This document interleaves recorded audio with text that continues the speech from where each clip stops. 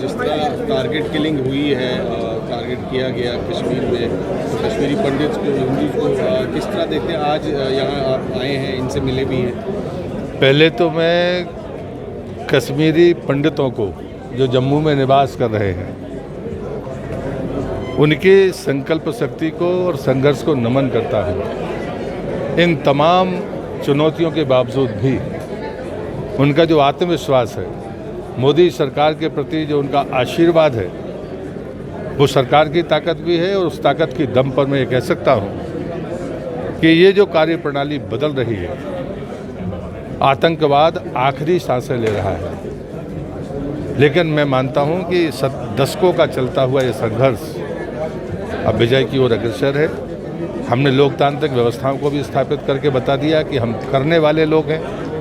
हमने विकास करके बता दिया कि ये हो सकता है।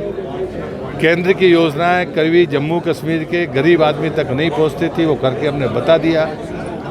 परिसीमन हमने करके बता दिया कि यहाँ पर भी आरक्षण का अधिकार रखने वाले लोग आरक्षण प्राप्त कर सकते हैं। अब जो कश्मीर से विस्थापित देश में और दुनिया में हैं, उनका फिर से पुनर्स्थापन सम्मान और गरिमा के साथ।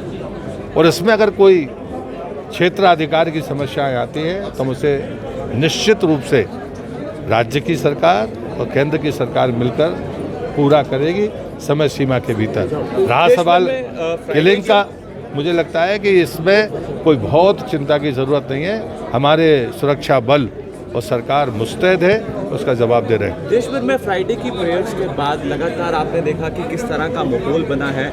आप किस तरह से देखते हैं, आपका क्या कुछ है? मैं इन बातों से ना सरकार चिंतित है, लेकिन देश को अब समझ लेना चाहिए कि देश की बढ़ती हुई प्रतिष्ठा जो दुनिया में है मोदी जी के नेतृत्व में, उससे जलने वाले लोग यहाँ अमन चैन नहीं चाहते हैं।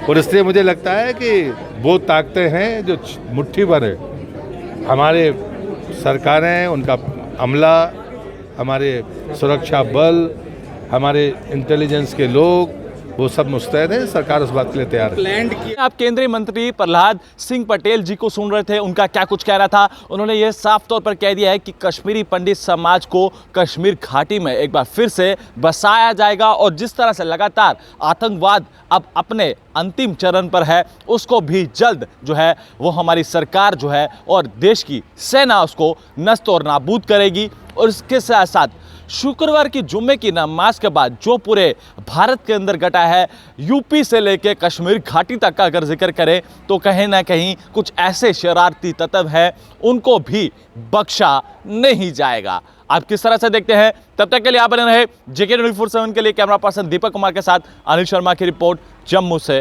धन्यवाद।